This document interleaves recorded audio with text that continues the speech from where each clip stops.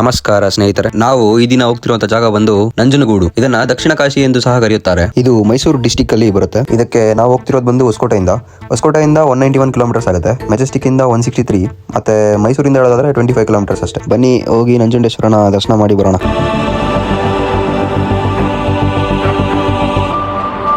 ನಾವು ಹೋಗ್ತಿರೋದು ಬಂದು Bengaluru to Mysuru express highway ಮಾತ್ರ ಚಿಂದಿ ಇದೆ ಅಂತ ಸ್ಪೀಡ್ ಚಚ್ಚಿದೀರ ಅಂದ್ರೆ ನೀವು ಸ್ಪೀಡಾಗಿ ಹೋದ್ರೆ ನೀವು ಮನೆಗೆ ಹೋಗೋ ಅಷ್ಟರಲ್ಲಿ ನಿಮ್ ಗಾಡಿ ಮೇಲೆ ಫೈನ್ ಬಿದ್ದಿರತ್ತಪ್ಪ. ಅಲ್ಲಲ್ಲಿ ಕ್ಯಾಮ್ರಾಸ್ ಇದೆ, ನಿಧಾನಕ್ಕೆ ಹೋಗಿ 80-100 ಅಲ್ಲೇ ಹೋಗಿ. ಸೊ ಫೈನಲಿ ರೀಚ್ ಆದ್ವಿ ನಂಜುಂಡೇಶ್ವರ ದೇವಸ್ಥಾನಕ್ಕೆ.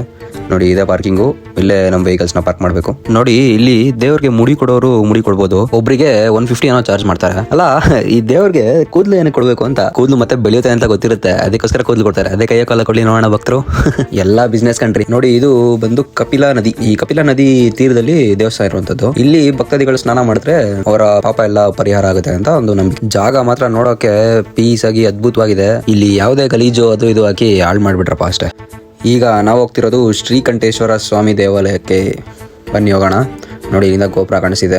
ನೀವ್ ಎಂಟರ್ ಆಗ್ತಾ ಇದ್ದಂಗೆ ಈಶ್ವರಂದು ಒಂದು ದೊಡ್ಡ ಸ್ಟ್ಯಾಚು ಒಂದು ಕಾಣಿಸುತ್ತೆ ನಿಮ್ಗೆ. ಸೂಪರ್ ಆಗಿದೆ. ನೋಡ್ರಿ ನಮ್ಮ ನಂಜುಂಡೇಶ್ವರ ದೇವಸ್ಥಾನ, ನಮ್ಮ ಗಂಗರ್ ಕಟ್ಟಿರುವಂತ ಒಂದು ದೇವಸ್ಥಾನ. ಈಗ್ಲೂ ನೋಡ್ರಿ ಏನ್ ಸಖತ್ತಾಗಿ ಕಾಣಿಸಿದೆ. ಈ ಗೋಪುರ ಸುಮಾರು ಒಂದು 120 ಅಡಿ ಇರಬೇಕು. ಈಗ್ಲೂ ಮಸ್ತಾಗಿ ಕಾಣಿಸಿದೆ ಕಣ್ರಿ. ಬನ್ನಿ ಒಳಗಡೆ ಹೋಗೋಣ. ಇವತ್ತೇನು ಅಷ್ಟೊಂದು ರಶ್ ಇರೋ ತರ ಕಾಣ್ತಿಲ್ಲ. ವೀಕೆಂಡ್ಸ್ ಅಲ್ಲಿ ಸೋಮವಾರಗಳಲ್ಲಿ ತುಂಬಾ ರಶ್ ಇರ್ತಾರೆ ಮೋಸ್ಟ್ಲಿ. ಈ ದೇವಾಲಯ ಸುಮಾರು 10ನೇ ಸೆಂಚುರಿಯಲ್ಲಿ ಕಟ್ಟಿರುವಂತ ದೇವಾಲಯ. ತುಂಬಾ ಹಳೆ ದೇವಸ್ಥಾನ ಕಣ್ರಿ. ನೋಡಿ ಸುತ್ತಲೂ ಗೋಪುರಗಳೇ. ಆ ಕಾಲದಲ್ಲಿ ಕಟ್ಟಿರೋ ದೇವಸ್ಥಾನ ಎಷ್ಟು ಸಖತ್ತಾಗಿದೆ ನೋಡಿ. ಆಗಿನ ಕಾಲದ ಜನರು ಏನು ಒಂದು ಎಕ್ವಿಪ್ಮೆಂಟ್ಸ್ ಇಲ್ಲಿರಾನೆ ಏನ್ ಸಖತ್ತಾಗಿ ಕಟ್ತಿದ್ರು ದೇವಸ್ಥಾನಗಳನ್ನೆಲ್ಲ. ನೋಡ್ರಿ ನಮ್ಮ ಹಳೆ ರಾಜರ ಕಾಲದ ಪ್ರತಿಭೆಗಳನ್ನ ನೋಡ್ರಿ. ಇಲ್ಲಿ ಸುಮಾರು 100-100ಕ್ಕಿಂತ ಹೆಚ್ಚು ವಿಗ್ರಹಗಳಿದೆ ಅಂತೆ. ಮತ್ತೆ ಸುಮಾರು ಪಿಲ್ಲರ್ಸ್ ಕೂಡ ನೋಡ್ಬೋದು ನೀವು ಇಲ್ಲಿ. ಈ ದೇವಸ್ಥಾನದ ಟೈಮಿಂಗ್ಸ್ ನೋಡ್ಕೊಳ್ಳಿ. ನಿಮ್ ಜೀವನದಲ್ಲಿ ಎಷ್ಟೇ ಟೆನ್ಷನ್ಸ್ ಇದ್ರು ಏನೇ ಇದ್ರು ದೇವಸ್ಥಾನಕ್ಕೆ ಬಂದ್ರೆ ಮಾತ್ರ ಮೈಂಡ್ ಎಲ್ಲ ಫುಲ್ ಪೀಸ್ ಆಗಿರುತ್ತೆ ಕಣ್ರಿ. ನಿಜಕ್ಕೂ ಒಂಥರ ಪಾಸಿಟಿವ್ ವೈಬ್ಸ್. ನಾವೀಗ ದರ್ಶನ ಮುಗಿಸಿ ಹೊರಗಡೆ ನಮ್ಮ ಬಸವೇಶ್ವರ ಅಂದ್ರೆ ನಂದಿ, ನೋಡಿ ನಂದಿನ ದರ್ಶನ ಮಾಡ್ಕೊಳ್ಳಿ. ವರ್ಷಕ್ಕೊಮ್ಮೆ ದೊಡ್ಡ ಜಾತ್ರೆ ಮಾಡ್ತಾರೆ. ಆಗ ಈ ತೇರಲ್ಲಿ ದೇವ್ರನ್ನ ಕೂಡ್ಸ್ಕೊಂಡು ಮೆರವಣಿಗೆ ಮಾಡ್ತಾರೆ. ಸೂಪರ್ ಆಗಿರುತ್ತೆ. ಇಲ್ಲೇ ಯಾರಾದ್ರೂ ಭಕ್ತಾದಿಗಳು ಸ್ಟೇ ಮಾಡಂಗಿದ್ರೆ ರೂಮ್ಸ್ ಬೇಕಿದ್ರೆ ಇಲ್ಲೇ ಡರ್ಮೆಟರಿ ಇದೆ, ನೀವು ಇಲ್ಲೇ ಸ್ಟೇ ಆಗ್ಬೋದು. ಚೆನ್ನಾಗಿ ಡೆವಲಪ್ ಮಾಡಿದ್ದಾರೆ ಇಲ್ಲೆಲ್ಲ ಗೌರ್ಮೆಂಟು.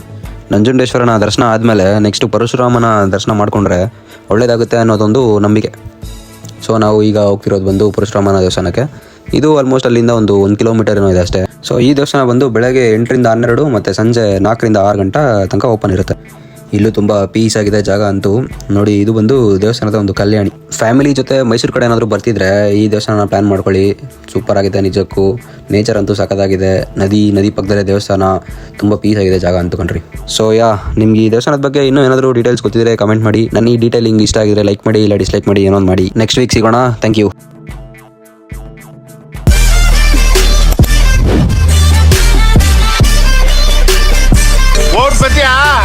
ಟಾಟಾ.